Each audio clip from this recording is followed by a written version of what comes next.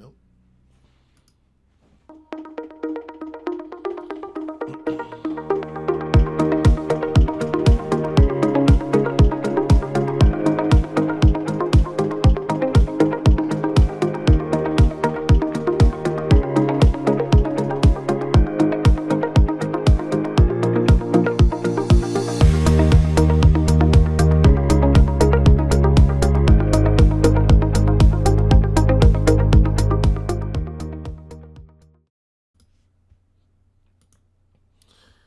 Hello everyone, my name is Cameron Cowan.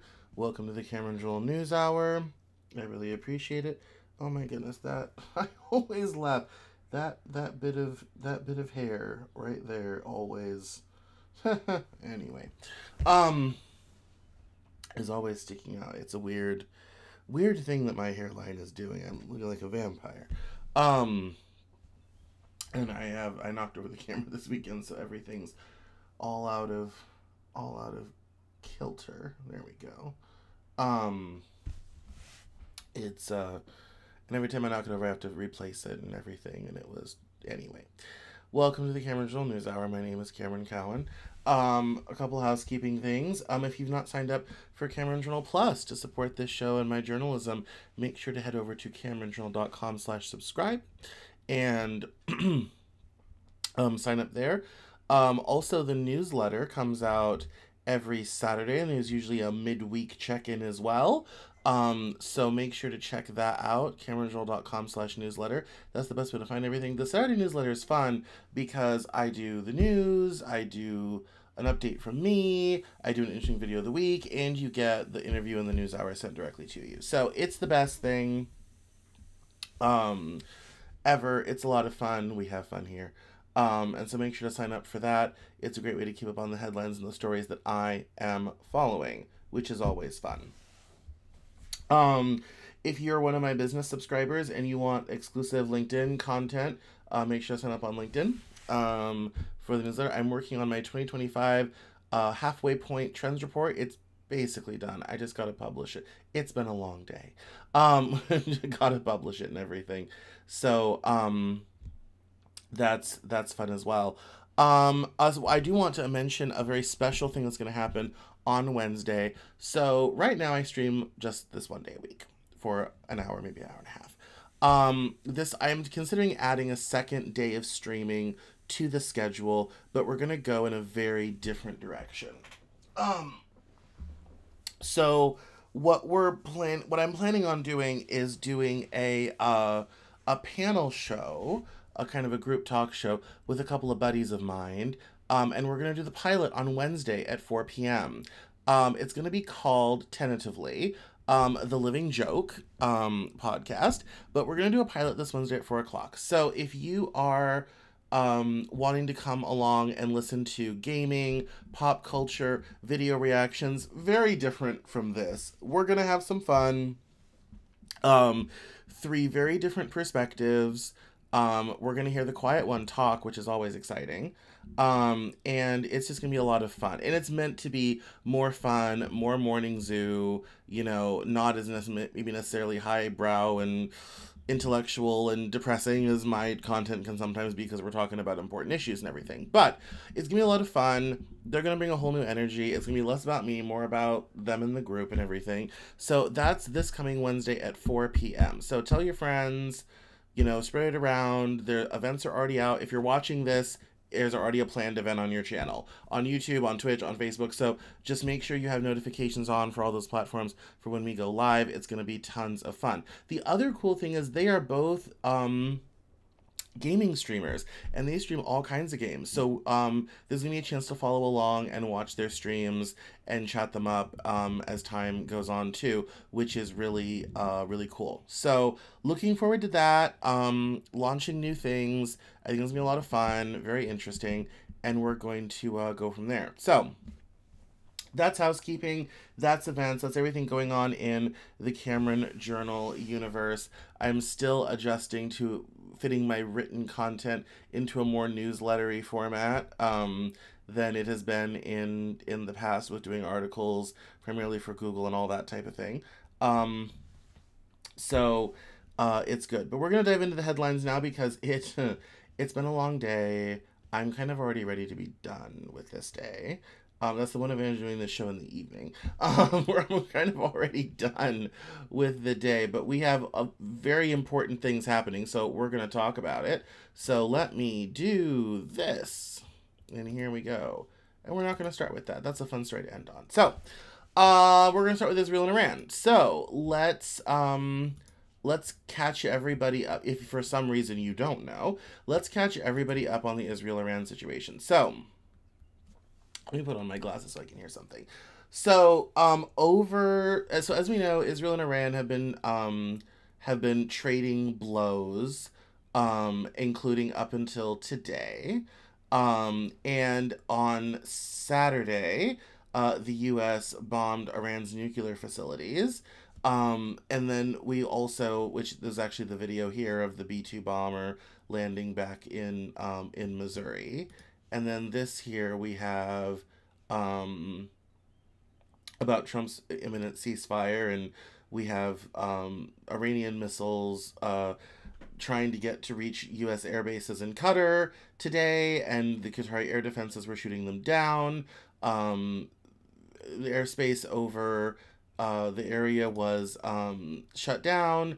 Iran's threatening to close the Strait of Hormuz. There's a lot going on. So let's read a little bit, and then I'll kind of fill you in on where I think this is all going. So, Israel fired a new round of strikes at Tehran and other Iranian cities early on Monday, and the Israeli military said it had identified missiles launched from Iran hours after President Trump raised the prospect of regime change in the Islamic Republic. The new attacks came a day after U.S. bombers and submarines unleashed heavy strikes on a trio of Iranian nuclear facilities, and as the state of Tehran's nuclear program remained unclear, top U.S. officials said it was too soon to say whether Iran still retained the ability to make a nuclear weapon, and the location of its existing stockpile of enriched uranium was unknown, even as Mr. Trump doubled down on his claim that Iran's nuclear enrichment facilities had been obliterated. Residents in Iran said they could see and hear heavy strikes in central Tehran early Monday. Strikes were also heard in Tabriz, a city in the northwest. In Israel, sirens sounded across several areas of the central part of the country, but the military later announced the residents were safe to leave protected spaces. The U.S. strikes on Sunday stoked fears of a dangerously escalating conflict across the Middle East and urgent calls from world leaders for diplomacy. But after officials in his administration emphasized that the United States did not want an all-out war with Tehran, Mr. Trump suggested on social media that a change in Iran's government was not unthinkable. Quote, "If the current Iranian regime is unable to make Iran great again, why wouldn't there be a regime change?" Mr. Trump wrote on Truth Social. He later said satellite imagery showed that nuclear sites had suffered monumental damage in the U.S. attacks. Quote, "Obliteration is an accurate term," unquote, he wrote on Truth Social. "The most significant damage took place, quote, far below ground level," unquote, he added. It was a possible reference to Fordo, the deepest of the three sites that were attacked, although it was unclear which one Mr. Trump was referring to. Pentagon officials have struck a more cautious tone, describing the damage to three sites at Fordo, Natanz, and Isfahan as severe. Senior officials have also conceded they did not know the whereabouts of Iran's supply of near-bomb-grade uranium. Rafael Mariano Grossi, the director of International Atomic Energy Agency, the UN's nuclear watchdog, said he believed that the stockpile, which is stored in special casks small enough to fit in the trunks of about 10 cars, had been moved. There were also evidence, according to two Israeli officials with knowledge of the intelligence, that Iran had moved equipment and uranium from the site in recent days.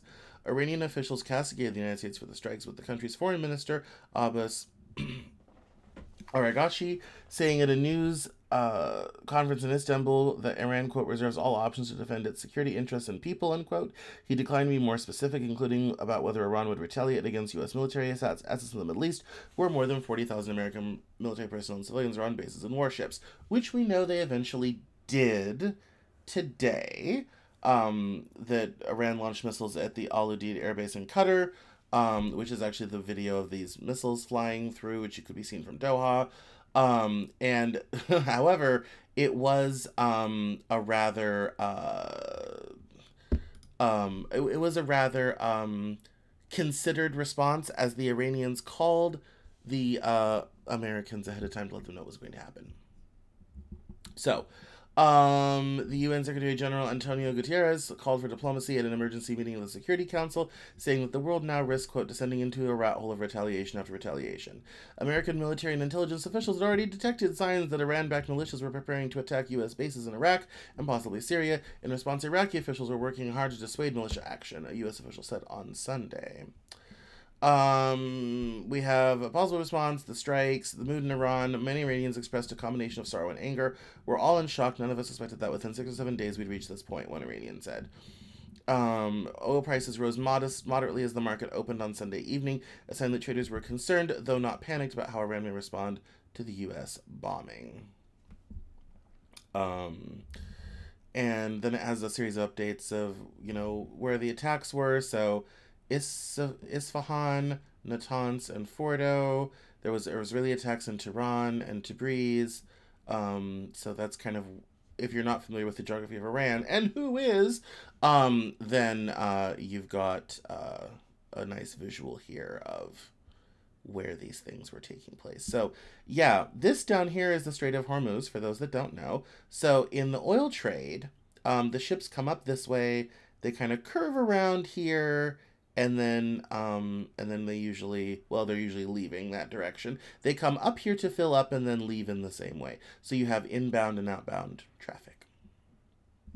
And you have a lot of, because it's Saudi Arabia, you have a lot of pipelines that end here, and roads and highways and things.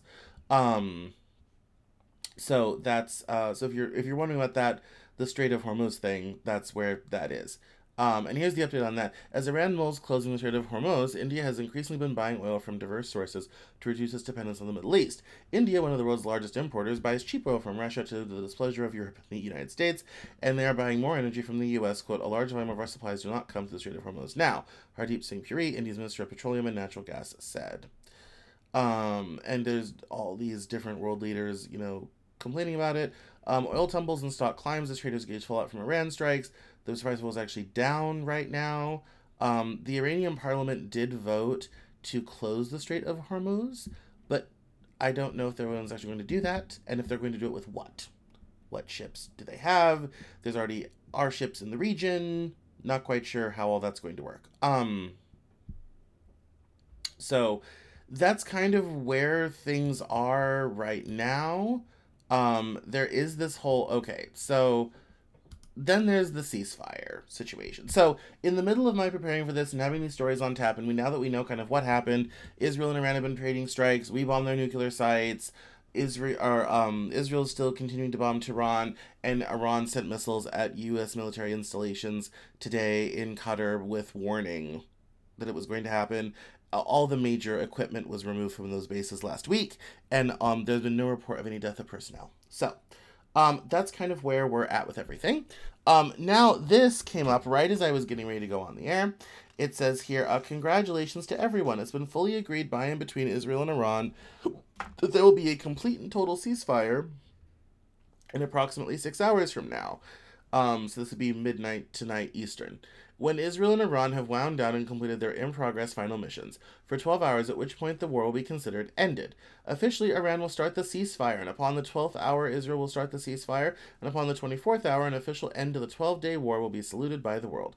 During each ceasefire, the other side will remain peaceful and respectful. On the assumption that everything works as it should, which it will, I would like to congratulate both countries, Israel and Iran, on having the stamina, courage, and intelligence to end what should be called the 12-day war. This is a war that could have gone on for years and destroyed the entire Middle East, but it didn't and never will. God bless Israel, God bless Iran, God bless the Middle East, God bless the United States of America, and God bless the world. Donald J. Trump, President of the United States of America.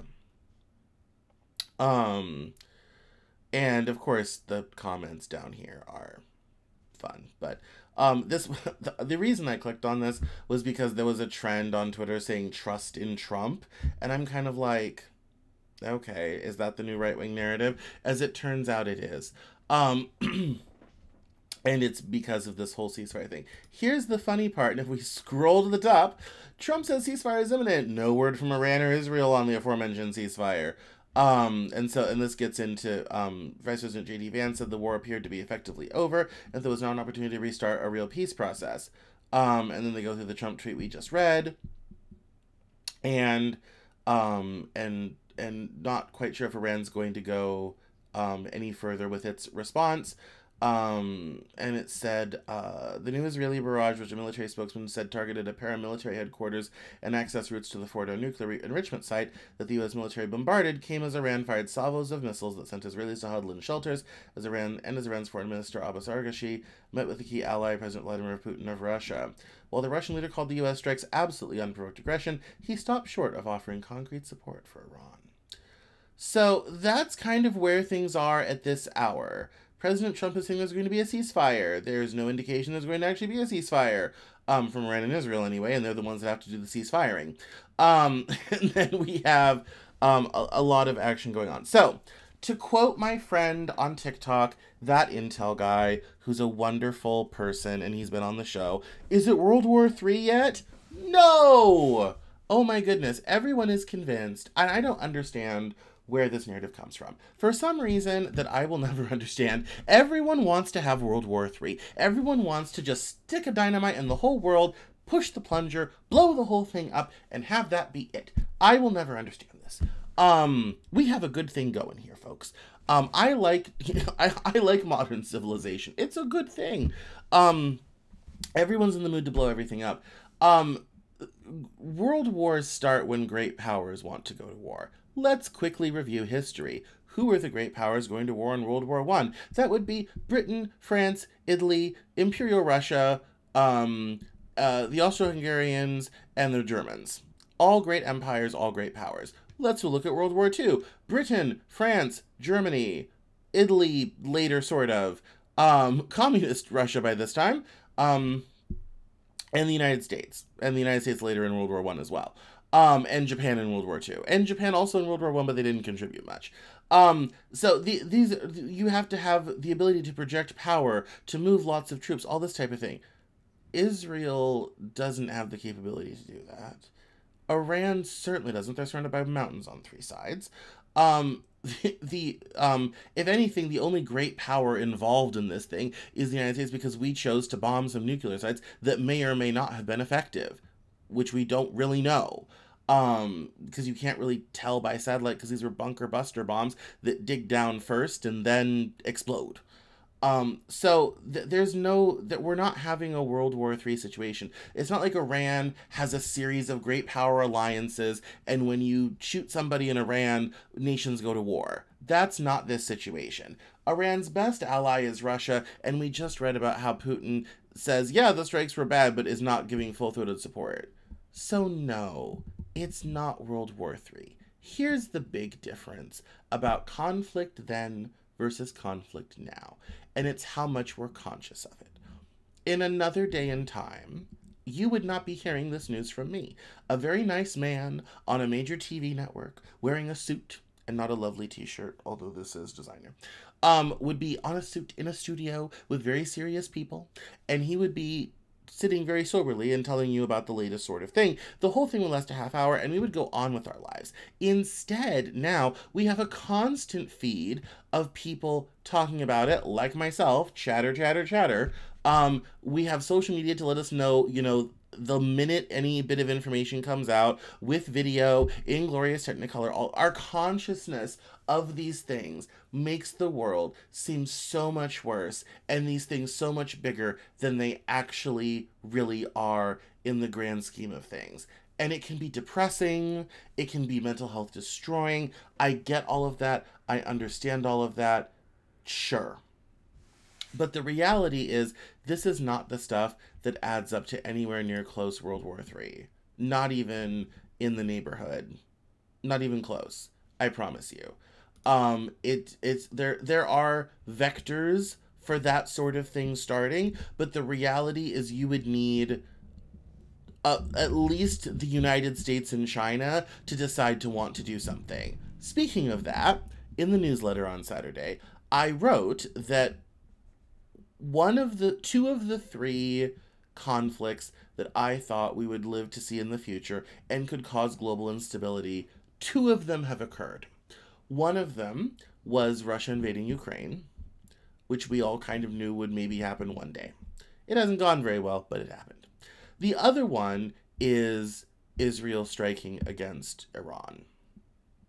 Now, I always thought it would be Israel striking Iranian nuclear sites. As it turns out, they don't have the capability to do that like we do. So they've hired us to do it. And the we're gonna get to narratives and how this is all going on with MAGA in a minute. But hint hint, not good. But this is the second conflict. The third one being the U.S. and China over Taiwan. So we're best 2 out of 3 on these things. But this is the world, as I wrote in the newsletter, that we're living in the world of Samuel Huntington, where there's going to be lots of low-level conflicts happening all the time. And we could do even more. We could do what's happened with India and Pakistan. We can talk about Turkey and their actions in Syria with the Kurds. We can talk about what's happening in South Sudan, terrible famine, sort of thing. We can talk about all sorts of low-level, sort of simmering, festering conflicts happening all over the world. This is the world Samuel Huntington said we would be living in. Especially when we're living in an age when the U.S. is, not that you could tell from this story, is stepping back from a global role, keeping a lid on everything. That gives a space for more of these small conflicts to begin to occur. Here's the reality. Israel has been itching to go up against Iran for a long time. Iran backing Hamas in the last couple years in their latest occupation war / genocide of Palestinians in the war against Hamas, has given them the excuse to start this second vector. They've expanded into Lebanon as part of Greater Israel, all this sort of thing. And so you have this, you have these openings, you have these opportunities for people to do stuff. And it's very important to be mindful of that aspect of geopolitics.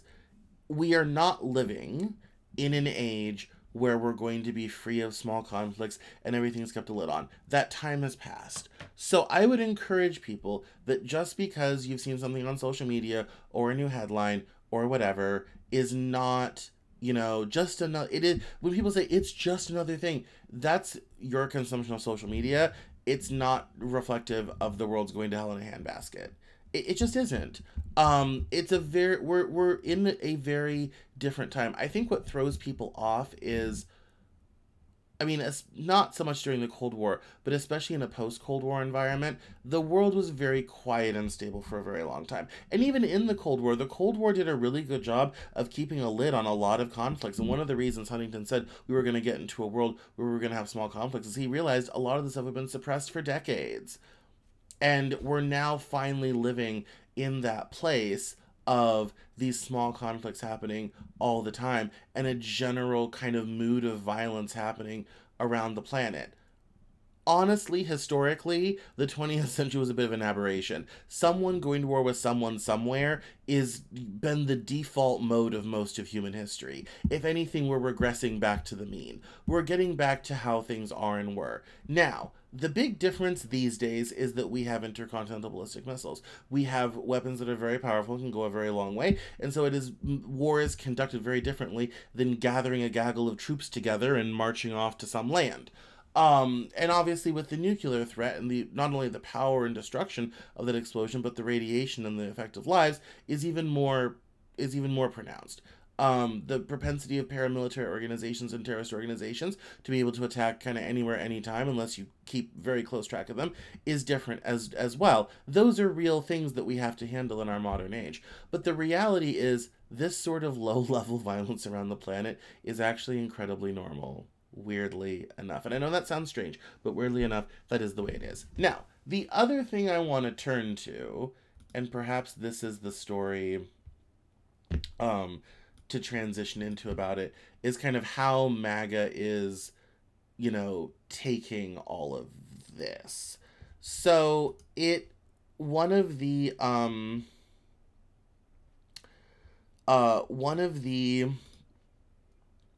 aspects of this present conflict and whether the U.S. was going to join Israel or not, which was last week's discussion, and whether we were going to bomb nuclear sites, which we did, and all this type of thing, was the number of MAGA people who said, I voted for Trump for no new wars, and now we're starting another war. We're getting involved again. And that he ran on a certain amount of American isolationism. And it's hard to see much isolationism these days, especially when it comes to the Israel-Iran conflict. And it even, people would be shocked to find out we haven't really necessarily really pulled back on supporting Ukraine either. They're still in it to win it, and they're producing results, and, really, their last drone attack was devastating. And so I think a lot of MAGA are waking up to the fact that, running on isolationism and actually implementing isolationism are two very different things. They are, they're very, isolationism is not an easy thing to do. And we did this 100 years ago. After World War I, people were like, no more crazy European wars. We are done. No, thank you. And it's one of the reasons we didn't join the League of Nations. There was too much political pushback. And through the 20s into the 30s, we were very isolationist, high trade barriers, all this type of thing. Does any of this sound familiar? And even in the lead up to World War II, when Hitler invades Poland in 1939, people immediately began protesting. Like, do not get involved. Like, we do not want to do this again. And the only reason that shifted was because of Japan's attack on Pearl Harbor. And even then, it was still people were protesting. And one of the things we never talk about in World War II are conscientious objectors. And the amount of people that refused to be drafted, refused to go in, were not in the mood for another protracted foreign conflict. Fast forward another 90 years, and we're back to that same isolationist place. And MAGA is kind of melting down about that and feeling they're being dragged into yet another protracted Middle East conflict when they voted for isolationism, and they voted for this to not be a problem. And also people, feeling like, when Israel calls, the U.S. answers kind of no matter what. And I think for a lot of younger people, I've noticed both on the left and on the right are unhappy about that in the kind of the dialogue that has been going on, the discourse that's been happening. And I will write more about that. But I want to transition to this post from James Kirkpatrick to talking about MAGA and how they're taking this whole involvement in Iran, which a lot of them vehemently go against. And I thought it was interesting that, obviously one never has to look that far to find, I would say, politically unsavory opinions on Twitter, especially these days. But I found this one was rather interesting because it ties into, I think, the frustration MAGA feels over Israel and Iran right now. And it says here, if MAGA fails, we basically end up back where the white right was in 2013. Post-Americanism, white identitarianism, and a million different harebrained political schemes as demographics make national electoral politics pointless. Except now we won't have free speech either. And then he says, if that's what it is, that's what it is, but let's not kid ourselves, it'll be easy. And I think this idea of the MAGA movement as the big, I would say, the big kind of overarching way to save the country. This was a quote tweet of a tweet about American identity that says, American identity has been almost completely destroyed in the last 25 years, and I don't have a clue how to bring it back. It's been done through a combination of mass immigration and indoctrinating people into hating their own.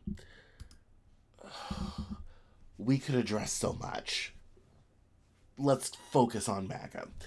And this idea that the only way to save the country, the only way to stop what is happening, has happened, all this sort of thing, is to take over everything. There's people who talk about, we need, Republican, supermajorities in both houses. We've got to lock the Democrats out of power. I was reading a tweet earlier today about, a Jewish man who didn't feel safe because of what he sees as rising anti-Semitism, particularly in the Democratic Party, which I would caution him to look at what's happening on the right, which I think is far worse, but whatever.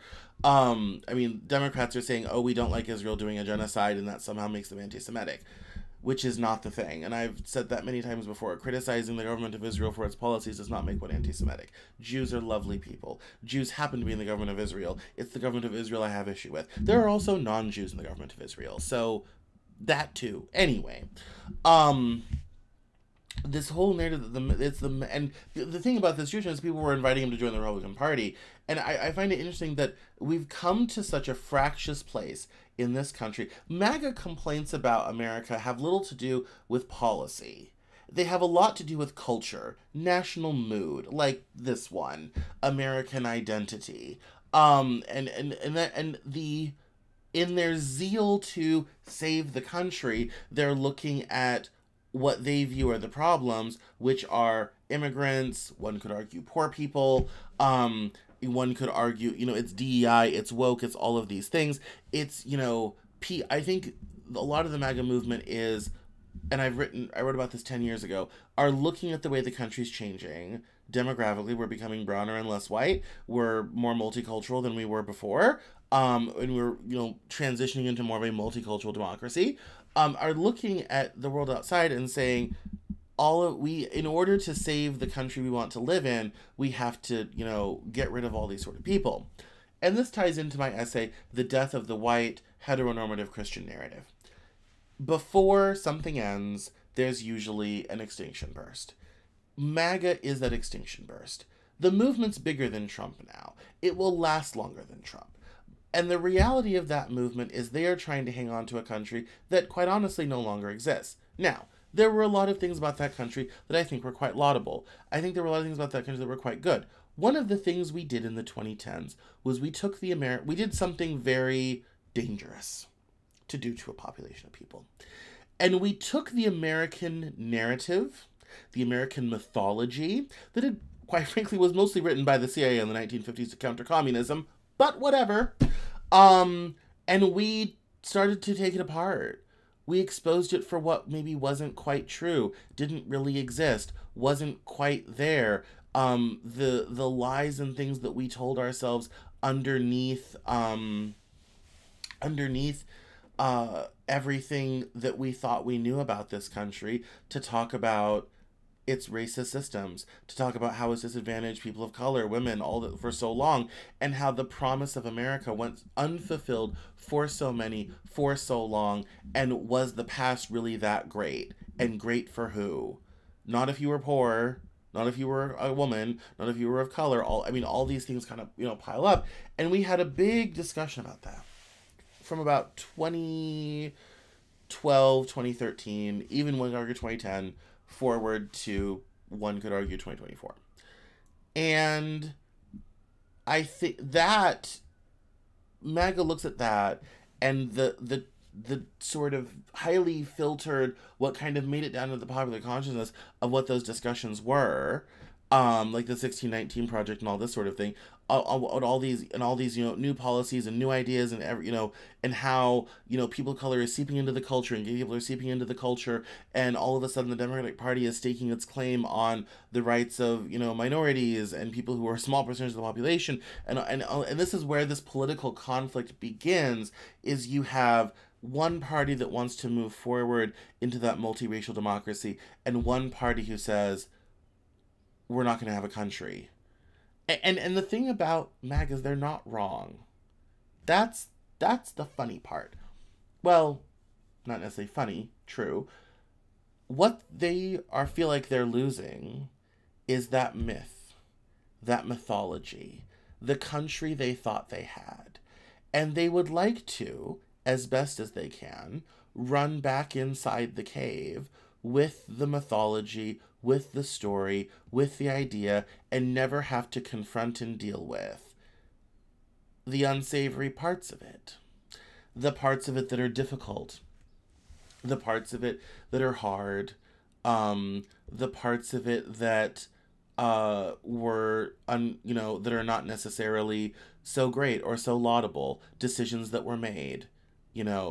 The genocide of Native Americans and throughout our country, the transatlantic slave trade, the disadvantages of women, the Chinese Exclusion Act, the way we've treated immigrants off and on, depending on how many of them there were at any given moment. Irish need not apply. All of these things are part of the American story. But in the 50s, the CIA wrote an American story that was simple, it was palatable, and it was made to counter communism. And unfortunately, it became part of the fabric. It became part of the entire conversation, and to some degree it became the entire conversation. And unfortunately now we have a movement that seeks to hang on to something that never actually existed. but they're trying to hang on to the world and the point of view that sprang from that, with and basically saying we're not going to be critical of ourselves, we're not going to introspect, we're going to keep with our mythology because it was good and it worked and we liked it. And that's a really hard place to be in as a country, because much like the American Civil War, not that I think we're headed towards a violent civil war, although weirdly one of my new Gen Z employees from South America asked me that last week. He's a wonderful new contractor with us. Asked if there's going to be a civil war. Because last week we were talking about National Guard troops in Los Angeles and all that sort of thing. That's how fast the news moves around here. I'm not thinking we're headed for a civil war, but I do think we are having, to quote former President Biden, a war for the soul of America. We are trying to find what it means to be an American. What is the new identity? How can, I think one side of the country is trying to embrace all of America in the mess and the people who've been disadvantaged, all this type of thing. And I think one side of the country is saying, no, we don't need that. Our America doesn't include that. We don't have any desire to deal with any of that stuff. And if you do, you're wrong, you're bad, you're woke, you're DEI, you're destroying the country. I don't know what the outcome of this will be. Time will tell. But it's a very interesting place to be in this country. And that kind of brings us all the way back around to this tweet. And then we're going to move on. That, one, I think it's interesting, he defines right as particularly white. But also this idea that if MAGA does not kind of purge, any idea of multiculturalism from this country, that we're going to end up in this terrible different, this terrible place with, post-Americanism and, and having, whites with their own identity, white identitarianism, and all this type of thing. And, and we're going to lack free speech because of, social media and Palantir and all this type of thing. And I think it's a very interesting thing of, they see the outcome as, if they do not win this, they're going to be stuck in a country full of brown people. And for people like James Kilpatrick or whoever runs this account, that's a fate worse than death. And I think that's where we truly are as a country, politically. It's, who gets to stay, who's going to go, how is this all going to work? And I think it's endlessly fascinating, and frightening at moments, to be in a time, in a country where we're trying to deal with these issues. In November, when the election went through, and I was very frightened, and some people now think I'm maybe not necessarily frightened enough, and some people think it's time to leave, and I've had friends ask me if I was planning on leaving and all this type of thing, and I'm like, well, no, I can't afford to, and don't know how I'd, make money there, whatever have you.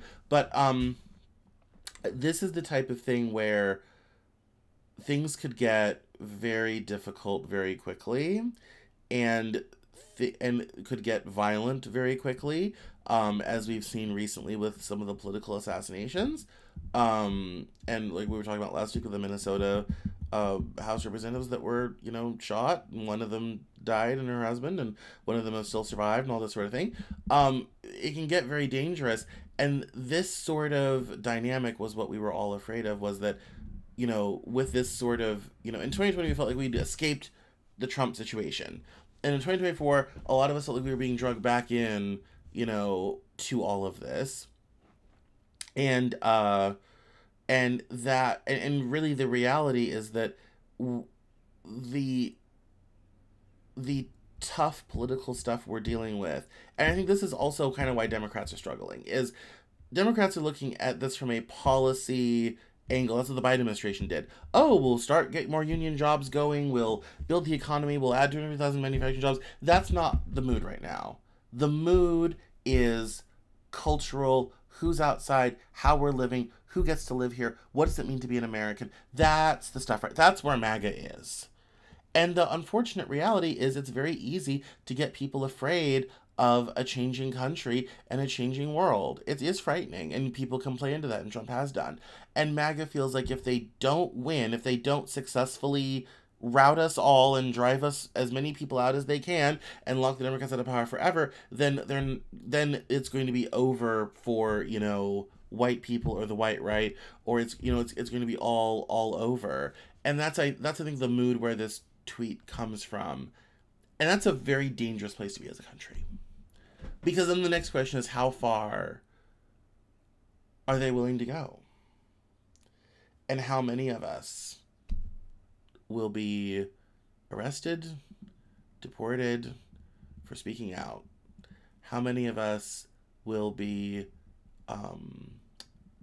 imprisoned to preserve the country that they're trying to rebuild, to get back to a place where white is right, it's the white people that live here, and the rest of us, if we're allowed to live here, are merely honored guests in their home, but not fully American, not fully a part of the society, and we certainly should demand nothing from the society that we are not kindly given. And nothing strikes me as old-fashioned paternalism than that idea. And I think the voices from it are growing louder, and it's a little bit frightening when there's people in government who are online a part of these discussions and start spouting the talking points and all this type of thing. It is very frightening. I don't blame anyone for leaving. I may look back on this time and a year from now and be like, oh my God, I should have just found the money and, sold my car and gotten the hell out, and whatever have you. And it's just like, yeah, but it's very unfortunate. Anyway, that went on longer than I was planning on, but this tweet just grabbed me so hard, and I realized, oh yeah, this is the hub on which it's all turning.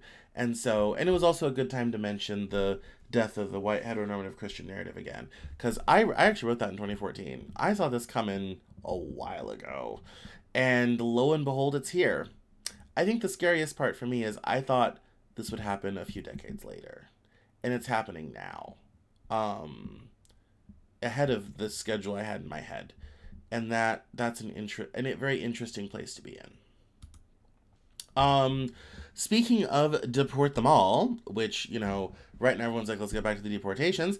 This story streamed in. The Trump administration live updates. The Supreme Court allows Trump to deport migrants to third countries. It says here, the Supreme Court on Monday allowed the Trump administration to deport migrants to countries other than their own, pausing a federal judge's ruling that they must first be given a chance to show they would face a risk of torture there. The pause allows the administration to send men held at an American military base in Djibouti onto South Sudan while their court case plays out. The court's 3 liberal members dissented.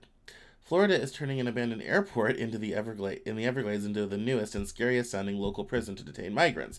The remote facility, nicknamed Alligator Alcatraz, will cost the state around $450 million a year to run, but Florida can request some reimbursement from the Federal Emergency Management Agency, which, if we remember last week, Trump is shutting down.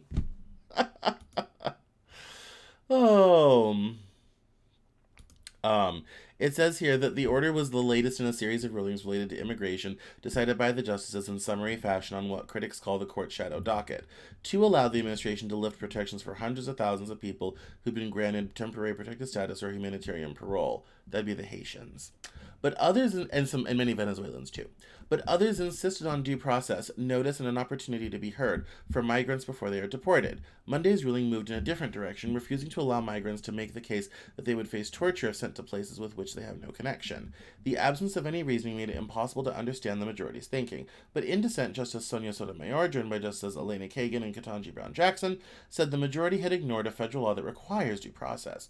Quote, Congress expressly provided non-citizens with the right not to be removed to a country where they are likely to be tortured or killed, Justice Sotomayor wrote, adding that the Supreme Court has long held that people must be given a chance to explain why they should not face grievous loss.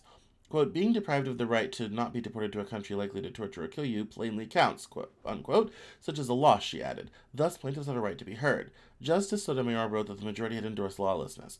Quote, the government has made clear in word and in deed that it feels itself unconstrained by law, free to deport anyone anywhere without notice or an opportunity to be heard, unquote, she wrote. Leigh King, a lawyer with the Northwest Immigration Rights Project, which represents migrants in the case, said the court's order would have devastating consequences. Quote, the Supreme Court's ruling leaves thousands of people vulnerable to deportation to third countries where they face torture or death, even if the deportations are clearly unlawful, she said.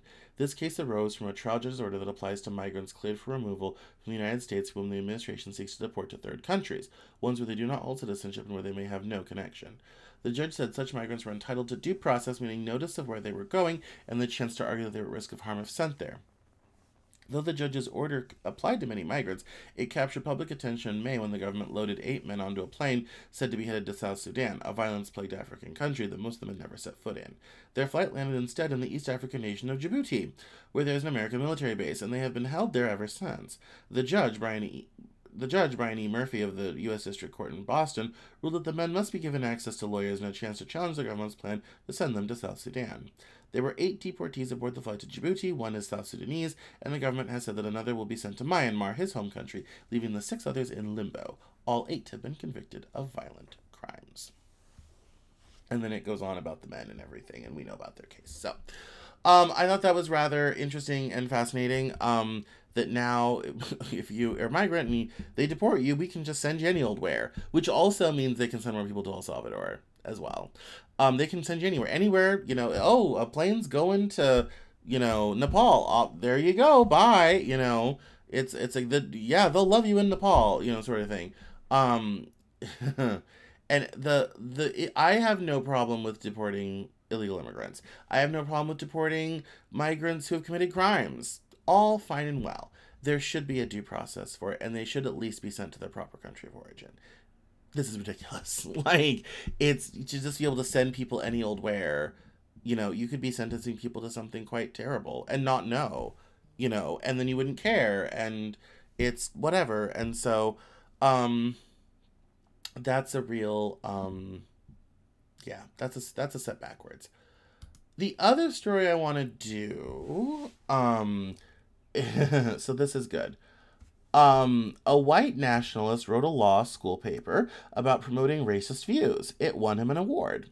The University of Florida student won an academic honor after he argued in a paper that the Constitution only applies to white people. From there, the situation spiraled. Preston Damsky is a law student at the University of Florida. He is also a white nationalist and anti-Semite. Last fall, he took a seminar taught by a federal judge on originalism, the legal theory favored by many conservatives that seeks to interpret the Constitution based on its meaning when it was adopted. In his capstone paper for the class, Mr. Damsky argued that the framers had intended for the phrase, "we the people," in the Constitution's preamble to refer exclusively to white people. From there, he argued for the removal of voting rights protections for non-whites and for the issuance of shoot-to-kill orders against, quote, criminal infiltrators at the border, unquote. Turning over the country to a, quote, non-white majority, unquote, Mr. Damsky wrote, would constitute a, quote, terrible crime, unquote. White people, he warned, quote, cannot be expected to meekly swallow this demographic assault on their sovereignty, unquote. What was I just saying like 10 minutes ago? At the end of the semester, Mr. Damsky, 29, was given the, quote, book award, unquote, which designated him as the best student in the class. According to the syllabus, the capstone counted the most toward final grades. The Trump-nominated judge, who taught the class, John L. Badalamenti, declined to comment for this article and does not appear to have publicly discussed why he chose Mr. Damsky for the award. That left some students and faculty members at the law school, considered Florida's most prestigious, to wonder and to worry. What merit could the judge have seen in it? The granting of the award set off months of turmoil on the law school campus. Its interim dean, Merrick McAllister, defended the decision earlier this year, citing Mr. Damsky's free speech rights and arguing that the professors must not engage in viewpoint discrimination. Ms. McAllister, in an email to the law school community, also invoked, quote, institutional neutrality, unquote, an increasingly popular policy among college administrators. It instructs schools not to take public positions on hot-button issues. But the question of how officials should respond to Mr. Damsky, who in an interview said that he was referring to him as a Nazi, quote, would not be manifestly wrong, unquote, is not merely academic. Well beyond the classroom, bigoted and extremist views are on the rise and vying for mainstream acceptance, raising questions about whether principles of neutrality and free speech rights are proper and adequate responses to the threats. X, the social media platform owned by Elon Musk, recently allowed millions of people to view Kanye West's new song, saluting Hitler, when other platforms removed it. Vice President J.D. Vance criticized European governments' efforts to ostracize far-right political parties on the grounds that doing so violates the principles of free speech. At the University of Florida, the story of the book award took a dramatic turn soon after Ms. McAllister defended the decision to honor Mr. Damsky with it. It was then in February that Mr. Damsky opened an account on X and began posting racist and anti-Semitic messages. After he wrote in late March that Jews must, quote, be abolished by any means necessary, unquote. Again, and it's the Democrats who are anti-Semitic. The university suspended him, barred him from campus, and stepped up police patrols around the law school. He is now challenging the punishment which could result in his expulsion. Mr. Damsky's hateful post drew shock and fear in some quarters of the university. According to the Hillel International, the university has the largest number of Jewish undergraduate students in the country. Its student body is 48% white, 22% Hispanic, 10% Asian, 5% black, according to school data. A spokesman for the university declined to answer questions related to this article or to make any administrators available for interviews. But in emails to Mr. Damsky obtained by the New York Times, university officials wrote that his post had made numerous students fear for their safety. The officials also said another student's claim that Mr. Damsky had described his paper as concluding, quote, on a call for extra-legal violence, unquote, which Mr. Damsky denies. And then it goes into reactions and people arguing against the award and why it should never be given out, and it emboldened him to make those posts, and why, if it's a good paper on the merits and the arguments are made well, should it not, win an award if it's the best one, sort of thing. And that's if you want to get more into it, please go read the article.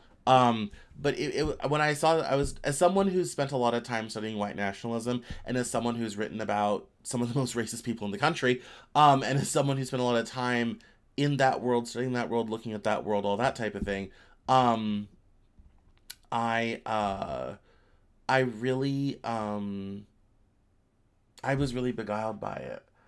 And for me, it's really hard, because I'm a firm believer in universities must be open places for all types of thought, even thought we don't like. And I am very close to a free speech absolutist. And this presents a very interesting conundrum for your friend Cameron.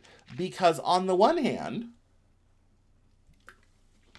he should have the right to write this and to argue it well and cite his sources and all that type of thing. And on the other hand, I do think, we hit the tolerance paradox in terms of you lose the tolerant society if you tolerate intolerance. And, the reality of this situation is that, he probably was emboldened a little bit by this to open an X account and join in on the racist posting. And he probably did, feel that it was, a certain amount of sort of an endorsement of it. Not necessarily his ideas, but his ability to argue them. And I think it's interesting. I kind of wish I could read the paper. But I also understand, how it, not just, it's okay to feel uncomfortable. It's even okay to be offended. But when it comes to personal safety, I understand that argument too. And that's, I think that's part of, typically in years past, even when I was in college, and that was a long time ago, there were certain topics that were kind of no-go zones. There were certain lines of inquiry that you did not go down, and your professors and your faculty and your administration would not support you in doing it. And it was kind of for the reason we're talking about the story. And I kind of laugh because a lot of the stuff he talks about is stuff that I was talking about our discussion about MAGA and everything else. And this is where, I think having certain standards on certain issues is important. I think if he hadn't been given the award for best paper, this probably wouldn't be a story. But the reality is, when you give students awards for papers, it's a tacit endorsement of something, sort of thing. And again, as it kind of expanded and became a scandal, and he, gets barred and banned from campus and all this sort of thing, this is something where, if you're going to do this and you're going to go there, you have to be extremely careful with how you do it, extremely polite with how you do it, and you should not expect what amounts to an endorsement from your professor about it, especially when it is a very contentious issue and you're talking about real people, And notice, again, they always talk about the Democrats are anti-Semitic, but then there's this guy, originalist and getting rid of Jews and all that type of thing. It's like, I wouldn't be afraid of Democrats winning. I'd be much more afraid of people like this winning. And as we spoke before, this is becoming a mainstream thing. Like, this is, even those comments on that tweet was, oh yeah, if we, we have to have Nazism to counter Bolshevism and all this. I mean, I've watched this sort of thing go from extremely fringe to borderline mainstream. And that's very frightening, unless you're white. And so, that, yeah, it's at a very interesting intersection of free speech, free thought, and protecting a tolerant society. And there's no easy answer. Um, I, I guess my only answer would be, yeah, you can write your paper. It better be argued very well, but I'm not giving you any awards for it. Um, and actually, towards the bottom, they actually kind of address that. Um, and the actually talks about some at the law school agree with her stance. In an interview, John F. Stiniford, a professor at the university, said it would be academic misconduct for a law professor who opposed abortion to give a lower grade to a well-argued paper advocating for abortion rights. If it were a good paper, he said, you should put aside your moral qualms and give it an A. A number of students disagree, but several declined to be interviewed on the record for fear of criticizing the school or a sitting federal judge would harm their future job prospects. One former student who graduated in May had his post-graduation job offer rescinded by a large law firm when he told them he'd spoken to the New York Times for this article, criticizing Mr. Damsky's paper and Judge Bondalamenti for granting him the award. The student asked not to be identified for fear of jeopardizing other job offers. Before his suspension, Mr. Damsky had been offered a summer internship in the local prosecutor's office, but in early April, the prosecutor, Brian Kramer, and the state attorney for the 8th Judicial Circuit of Florida rescinded the offer. You could imagine, Mr. Kramer said in an interview, that, quote, having someone in your office who espouses those kinds of beliefs would cause significant mistrust in the fairness of prosecutions, unquote. And for our final story, we're going to dive into dating for a little bit. So, over the weekend, the New York Times posted this news story, Men, Where Have You Gone? Please Come Back. And this cover photo was used. Dating is the only thing you can put 10,000 hours into and end up right where you started. And it was a quote from this woman, Katie Kerr. She's 30 and runs a leadership coaching startup out of New York City. Ramped down her search for a husband after many of the men she dated either seemed turned off by her ambition or weren't career-oriented enough for her. And obviously, Twitter loves to shit on dating, who's not dating, who should be dating, why aren't more people getting married, why aren't they having babies, oh my god, population decline, blah, blah, blah, blah, blah, blah, blah, blah, blah.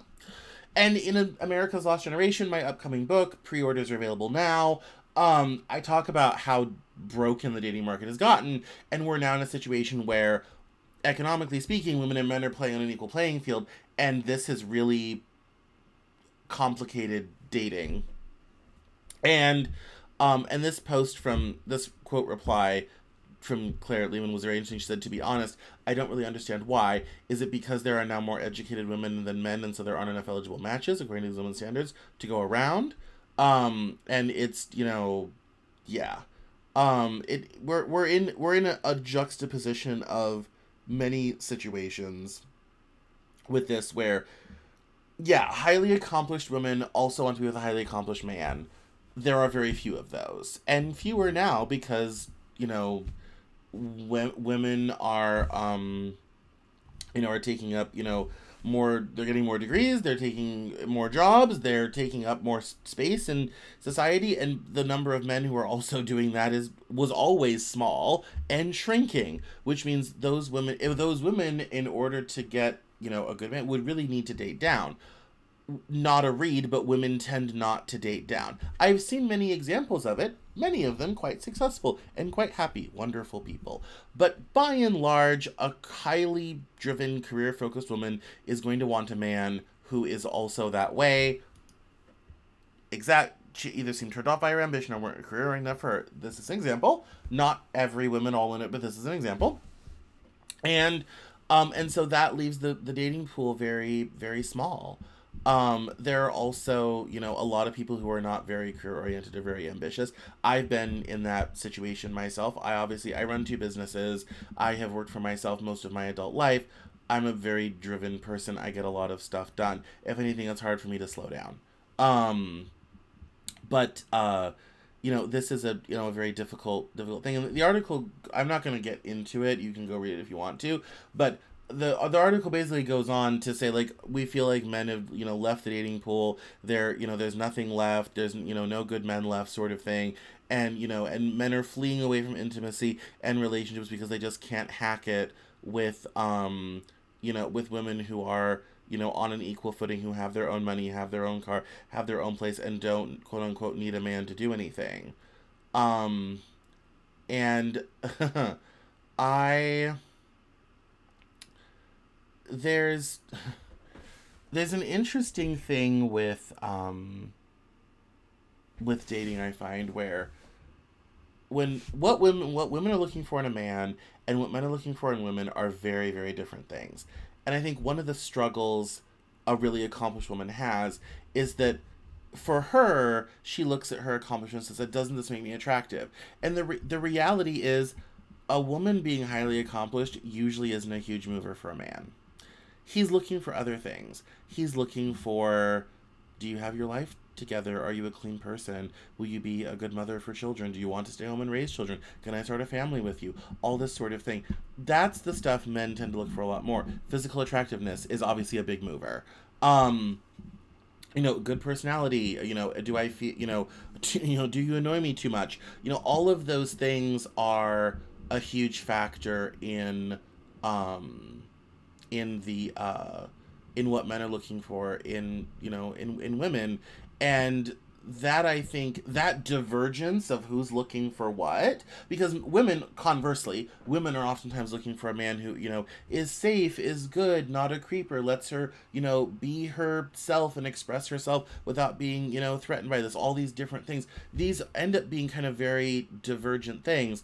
And then on the other side, you also get the situation where men really don't do well alone and single. Women tend to thrive more in those environments, mostly due to women having better and deeper social networks than men do. And so you have this kind of really big divergence. There's also political divergence, that's another story. You have these big divergences in what is being looked for. And I think part of the problem is women have an idea of what they think men will find attractive, and they don't necessarily understand what actually is a mover for a man. I also think the taxi analogy applies. One of the best analogies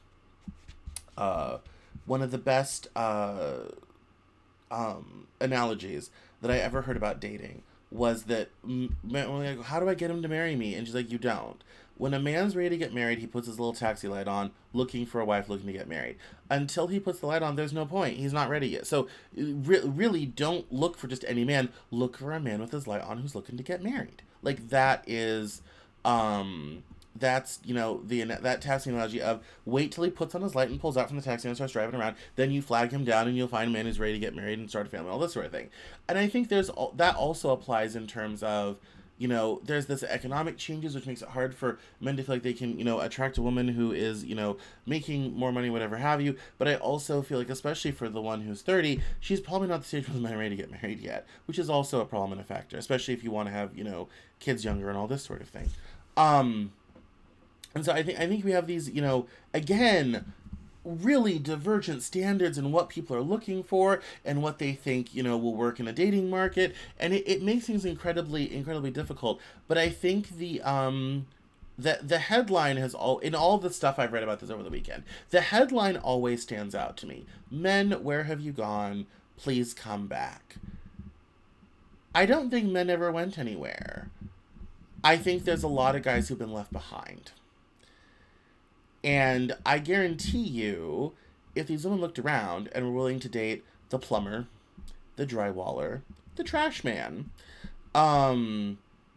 they'd find great quality, wonderful men, decent fathers, and all this type of thing. But his job's probably not going to be terribly glamorous. He'll probably make as much money as you do, especially the trash man. He might make a nice salary, but you might make more money than him. But the reality is, how much money you make and how much you accomplish in your career is not going to be what he finds attractive about you. And that, I think, is the factor. So I would encourage women to embrace their wonderful femininity. I think one of the things broken with society is we do not have healthy expressions of masculinity and femininity going on.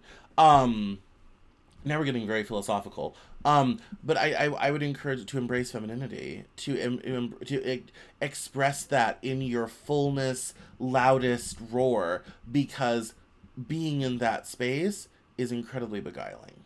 And so I just wanted to get in on this discourse a little bit because it's been going around, and I talk about dating in America's Lost Generation a lot and how the dating apps, and changes in the economy have changed datings for millennials and Gen Z. And so I thought it was kind of worth talking about. And also to remind you, pre-orders for America's Lost Generation are out now at CameronJournal.com. Click on Shop Cameron's Books, and you can pre-order. It'll be out by the end of the summer. if not sooner, because the typesetting is already done.